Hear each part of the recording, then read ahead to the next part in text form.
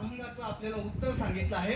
भगवंताचं नामस्मरण केल्यानंतर भगवंताचा छंद, गोविंदाचा छंद आपल्या मनाला लागल्यानंतर आपली काया गोविंद रूप कशी होईल याकरता तुकोबारायांनी शेवटच्या चरणामध्ये उदाहरण दिलं. तुका म्हणे आळी जिव्हे नुरेची वेगळी. दृष्टांत आपणा सर्वांना ज्ञात आहे. कशा प्रकारे ती कुंभारीण आपलं घरटं करते आणि घरटं केल्यानंतर कुठून तरी फुलावरून भाजीवरून कुठून तरी त्या घरट्यामध्ये एक आळी आणते आणि आळी आणून त्या घरट्यामध्ये टाकल्यानंतर ती तो घरटं पूर्णपणे बंद करते. केवळ अन्न त्या छिद्रातून जाईल एवढं छिद्र त्या घरट्याला करते आणि मग ती काय करते, त्या आळीला त्यामध्ये आणून ती ठेवलेलं असतं. त्यामुळे ती काय करते, कुंभारी म्हणजे आपल्याकडे भुंगा बोलतात मला वाटते ना, माशीचं स्वरूप बरोबर. ती माशी जी असते, कुंभारीण जी असते, ती काय करते, त्या आळी करता रोज खाऊ आणते. पण खाऊ दिल्यानंतर त्या आळीला काय करते, डंक मारते. तिचा जो डंक असतो तो मारते. त्याच्यामुळे तिचा रोजचा हा नित्यक्रम चालू असतो. रोज त्या आळी करता खाऊ आणायचं, तिला द्यायचं आणि तिला डंक मारायचा. त्याचा परिणाम असा होतो की त्या आळीला माहीत पडतं की आता ही कुंभारीण येईल, मला खाऊ देईल आणि मला डंक मारेल. आता कुंभारीण येईल, मला खाऊ देईल, मला डंक मारेल. आता कुंभारीण येईल, मला खाऊ देईल आणि मला डंक मारेल. तिथं सतत कुंभारीण कुंभारीण कुंभारीण कुंभारीण येईल, खाऊ देईल, डंक मारेल. अशा प्रकारे त्या कुंभारीणीचं चिंतन चालू असतं आणि त्या चिंतनाचा प्रभाव असा होतो, त्या चिंतनाचा परिणाम असा होतो की त्या कुंभारिणीचं स्मरण करता करता ती आळीच एक दिवस कुंभारीण न राहता तीच एक दिवस ती कुंभारीण बनते आणि ते घरटं फोडून निघून जाते. म्हणजे ज्या प्रकारे त्या कुंभारिणीच्या चिंतनाने, त्या कुंभारिणीच्या ध्यासाने ती आळी कुंभारीण बनून जाते. त्या प्रकारे जर भगवंताचं चिंतन जर आपण केलं तर आपली काया आपण भगवत स्वरूप होऊन जाऊ. कसे, पदवी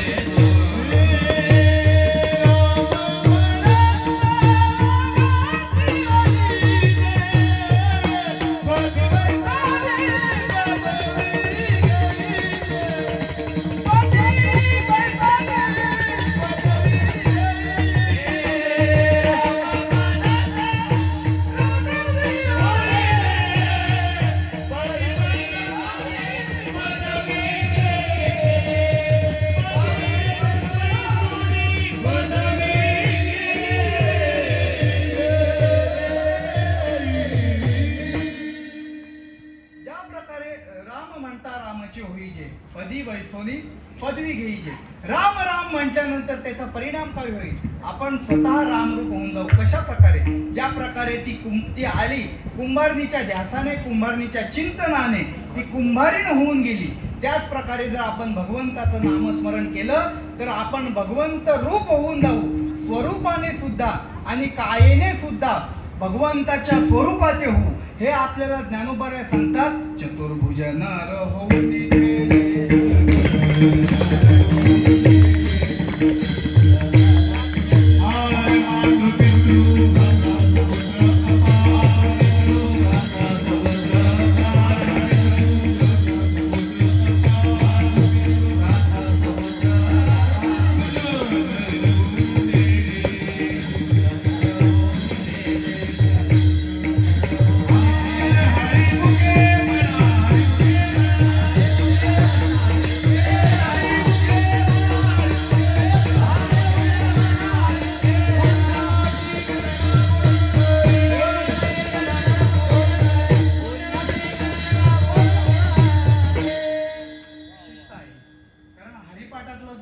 कोणताही चरण असू द्या, तो समारोप करत असताना हरिमुखे मनानेच झाला पाहिजे.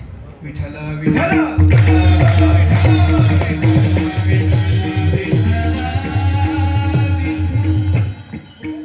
संतांनी आपल्याला सांगितलं की आपली काया गोविंद रूप होईल, मान्य आहे. पण ज्ञानोबा रायांनी तर कहरच केला. ज्ञानोबा रायांनी सांगत तुकोबा रायांनी संतांनी सांगत असताना आपल्याला सांगितलं की आपण गोविंदाचं लक्ष द्या. तुकोबारायांनी सांगत असताना आपल्याला सांगितलं आपण गोविंदाचं चिंतन केल्यानंतर आपली काया गोविंद रूप होऊन जाईल. पण ज्ञानोबरायाच्या पुढचं सांगतात, ज्ञानोबराय सांगतात मातृ पितृ भ्राता सगोत्र. जर आपल्याला गोविंदाचा छंद लागला तर केवळ आपण नाही तर आपल्या सोबत सगोत्र, आपला जो काही गोत्र आहे तो सगळं काय होईल, गोविंद रूप होऊन जाईल. कशा प्रकारे?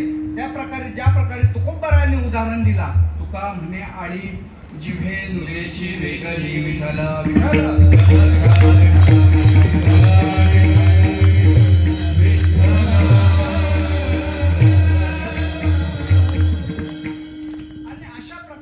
आपल्याला जो काही परिणाम आहे, नामाचा परिणाम आहे तो प्राप्त होईल. काय तर आपली काया ही गोविंद रूप होईल. कशा प्रकारे? तर तुका म्हणे आळी जिव्हे नुरेची वेगळी.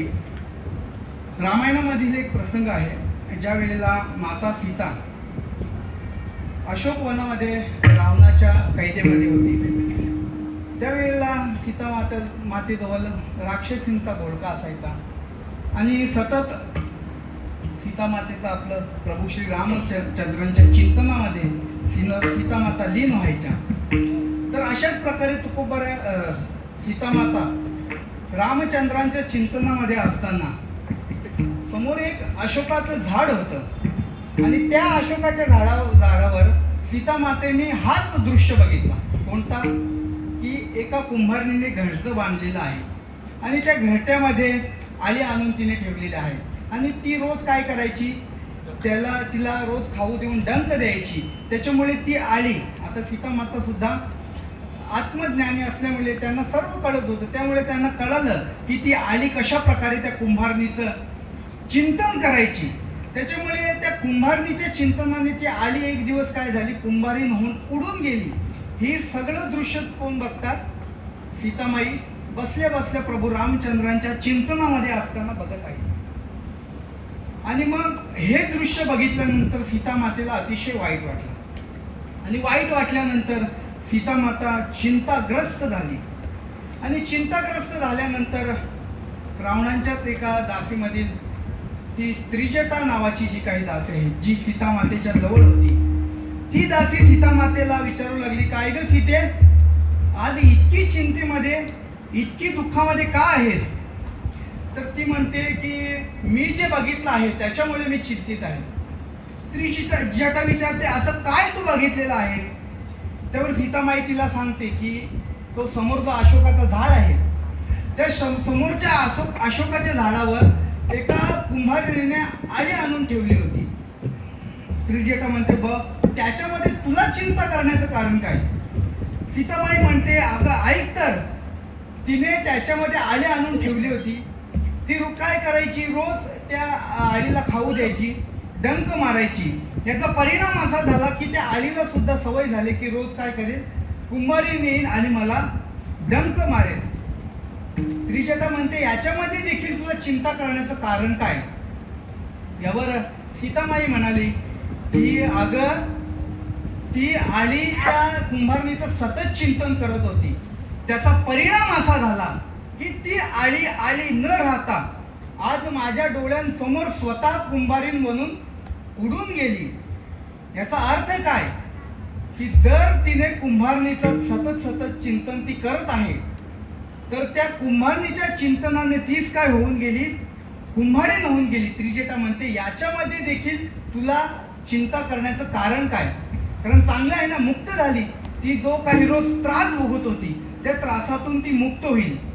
सीतामाई म्हणते, मला ते तुला सांगायचं नाही. ज्याप्रमाणे त्या अशोकाच्या झाडावरील ती आळी त्या कुंभारणीच्या चिंतनाने कुंभारी न राहता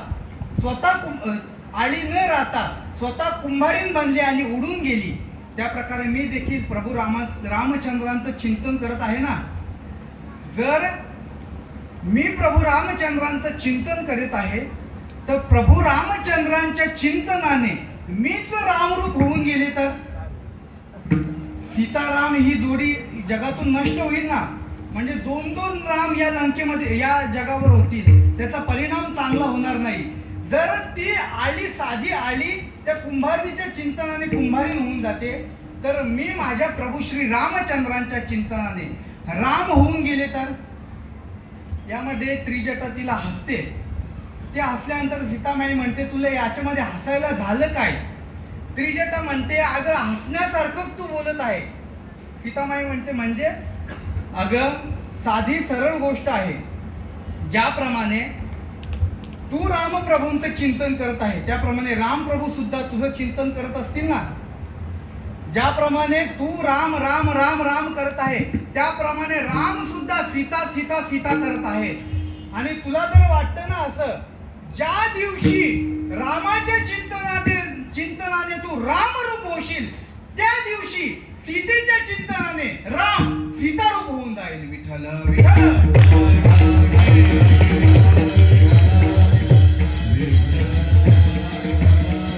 म्हणजे सीताराम ही जोडी तुटणार नाही.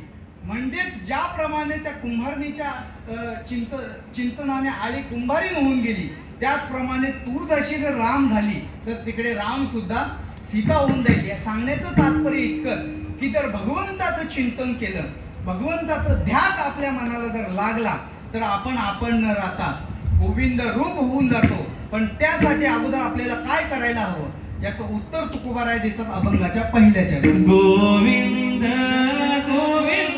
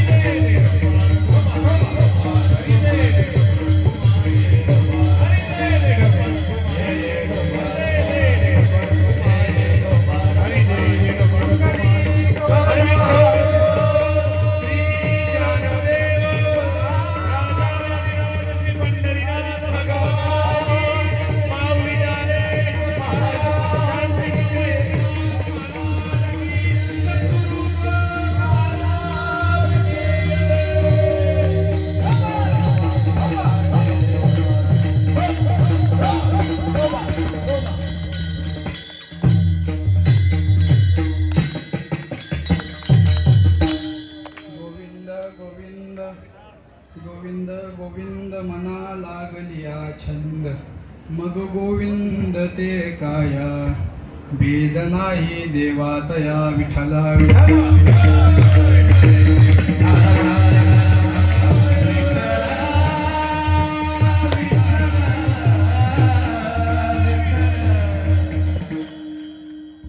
सांगतात गोविंदाचा छंद मनाला लागल्यानंतर आणि मग काय होईल मग गोविंद ते काया आपली काया गोविंद रूप होईल आपण गोविंदाच्या रूपाने गोविंदाचं स्वरूप आपल्याला प्राप्त होईल कशा प्रकारे ज्या प्रकारे ती आली कुंभारीन बनते त्या प्रकारे आपण देखील गोविंद रूप होऊ पण कधी आधी गोविंदाचा छंद मनाला लागला पाहिजे आणि गोविंदाचा छंद मनाला लागला की आपण गोविंद रूप होऊ विठ्ठल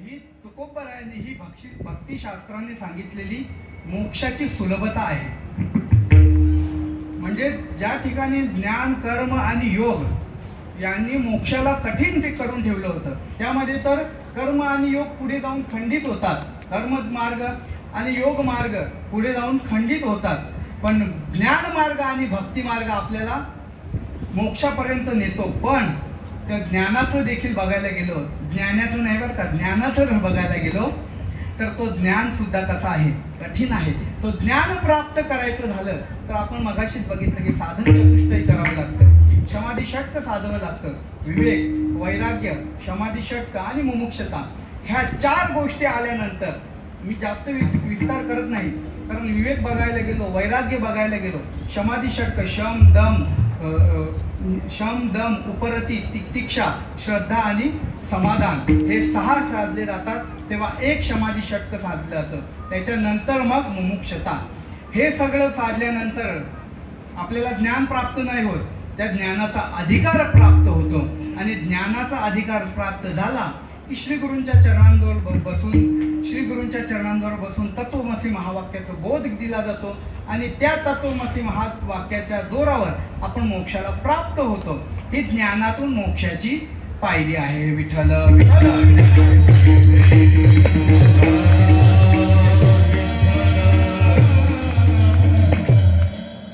भक्तीच्या बाबतीत बघायला गेलं तर भक्ती ही सुलभ आहे म्हणून नारद महर्षींनी सांगितलेलं आहे सा तु कर्म ज्ञान योगे भ्योप्यधिकतरा ती कशी आहे ज्ञान कर्म योग यांच्यापेक्षा कशी आहे अधिकतर आहे आणि याचं कारण सांगत असताना नारद महर्षींनी पुढे सांगितलं फलरूपत्वात भक्ती कशी आहे स्वतः फल देणारी आहे म्हणजे ज्ञान कर्म योग यांच्या बाबतीत जर विचार करायला गेलो तर ते स्वतः फल देऊ शकत नाही ते केवळ आणि केवळ कशा आहेत साधना आहेत पण भक्तीच्या बाबतीत जर विचार करायला गेलो तर भक्ती केवळ साधन नाही तर भक्तीचं साधन आहे विठ्ठल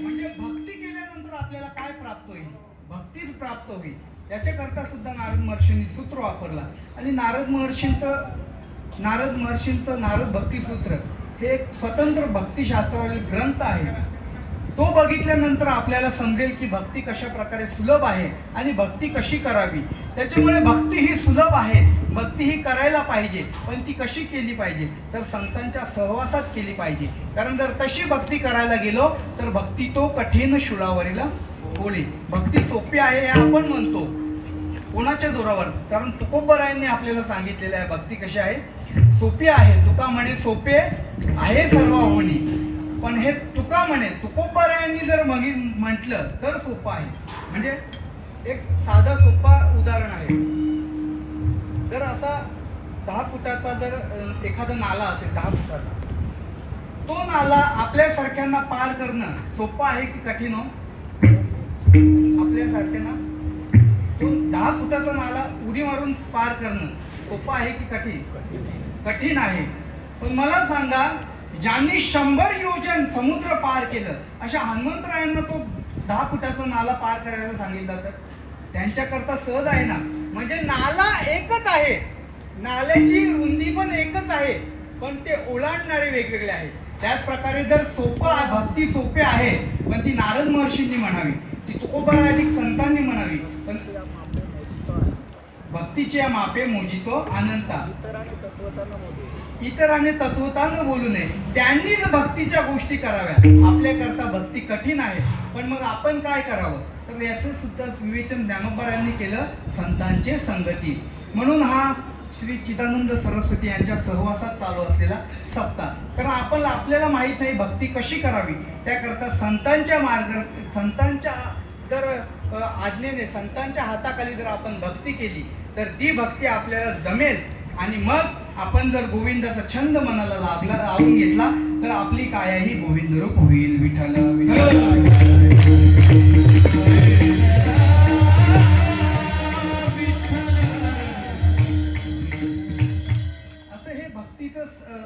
फळ तुकोबारायांनी सांगितलेलं आहे की भक्तीने कशा प्रकारे स्वरूपता मुक्ती प्राप्त होते. पण ती मुक्ती प्राप्त होण्याच्या अगोदर या देहावर जे काही परिणाम होतात ते तुकोबारा तिसऱ्या चरणात सांगतात. आनंदने मन आणि प्रेमे पाझरती लोचन. भक्ती केल्यानंतर त्याचा परिणाम काय होतो? गोविंदाचा छंद मनाला लागून घेतल्यानंतर त्याचा परिणाम काय होतो? तर आपलं मन हे प्रेमाने भरतं. कंठी प्रेम दाटे, नयनी लोटे, हृदय प्रकटे रामरूप. अशा प्रकारे भक्तीचं फळ सांगितलं की आपल्या कंठामध्ये, आपल्या हृदयामध्ये प्रेम प्रकट होतं आणि नेत्रांमध्ये अश्रू येतात. विठ्ठल विठ्ठल.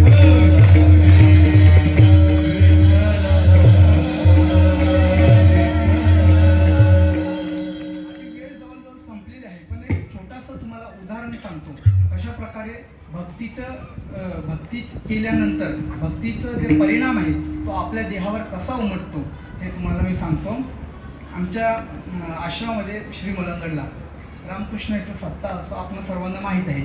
7 दिवस 8 दिवस अखंड हरिनाम सप्ताह असतो आणि खूप आनंदाने उत्साहाने तो सप्ताह संपन्न होतो. त्याच्यामध्ये एक आलेला अनुभव आहे. एक दिवस आम्ही सर्वजण असे भजन करण्याकरता बसलो होतो. सर्वजण आम्ही गुरुबंधू. दुपारची वेळ काहीतरी होती आणि भजन करायला बसल्यानंतर भजन खूप रंगात आलं. आम्ही सर्व आनंदाने भजन करू लागलो. आणि तिथेच आमच्या जवळच आमचे श्री गुरु बसलेले होते. ते सुद्धा त्या भजनामध्ये होते. आम्ही सर्वजण भजन करत होतो. सर्वजण आनंदाने भजन करत होतो. सर्वजण प्रेमाने भजन करत होतो. पण ते भजन करता करता करता करता माझं लक्ष बाबांकडे गेलं आणि मला असं प्रतीतीला आलं की बाबांचे डोळे पाणावलेले आहेत आणि त्यांचे डोळे पाणावलेले आहेत हे मी बघितलं. आणि बघता त्यांनी डोळे बंद केले, मान खाली गेली आणि मी जे बघितलं ते तुम्हाला सांगत आहे. त्यांच्या डोळ्यातून एका मागोमाग एक थेंब, पाण्याचे थेंब, अश्रूचे थेंब असे पडू लागले. याला म्हणतात प्रेमे पाझरती लोचन. हे भक्तीचा परिणाम आहे. म्हणजे भक्तीचा परिणाम देहावर कशा प्रकारे उमटतो. भक्ती केल्यानंतर आपल्या हृदयामध्ये भगवंताविषयी प्रेम प्रकट होईलच, पण ते प्रेम प्रकट झाल्यानंतर भगवंतासाठी, ईश्वराकरता आपल्या डोळ्यातून अश्रू निघतात. हे भक्तीचं फळ तुकोबारा सांगतात. त्या यशोदामाईचं दृष्टांत खूप प्रसिद्ध आहे. यशोदामाई गेल्यानंतर ते आनंद नावाचे भिक्षुक आहेत. त्यांनी यशोदामाईची समाधी हिमालयामध्ये बांधली होती आणि त्यांची समाधी हिमालयामध्ये बांधल्यानंतर ते रोज त्या ठिकाणी भजन करायला बसायचे. आणि एक दिवस भजन करता त्यांना असं जाणवलं की त्यांनी जी यशोदामाईंची समाधी बांधलेली आहे त्या समाधीवर कृष्ण परमात्म्याची मूर्ती होती आणि त्या मूर्तीच्या डोळ्यातून अश्रू वाहत आहेत हे त्या आनंद भिक्षुकांना दिसले. आणि आनंद भिक्षुकांना ते अश्रू दिसल्यानंतर आनंद भिक्षुक दचकले. त्यांना काय होतं कळालं नाही. त्यांनी ते अश्रू पुसले आणि पुसल्यानंतर त्या दिवशी त्यांनी भजन केलं, भोजन केलं आणि विश्रांती करता पडल्यानंतर त्यांना असं दिसून आलं की हयात नसलेल्या यशोदामाई स्वतः त्या कृष्णमूर्तीजवळ, स्वतः त्या समाधीजवळ येऊन भजन करत आहेत. आणि नुसतं भजन करत नाही तर जोराने रडून भजन करत आहेत. याला म्हणतात प्रेमे पाझरती लोचन. विठ्ठल विठ्ठल.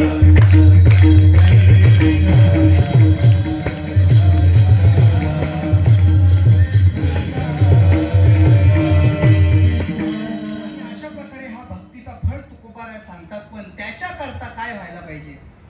गोविंद गोविंद मना लागलिया छंद. त्या गोविंदाचा छंद आपल्या मनाला लागल्यानंतर काय काय परिणाम होतील याचा आपण चिंतन करण्याचा प्रयत्न केला.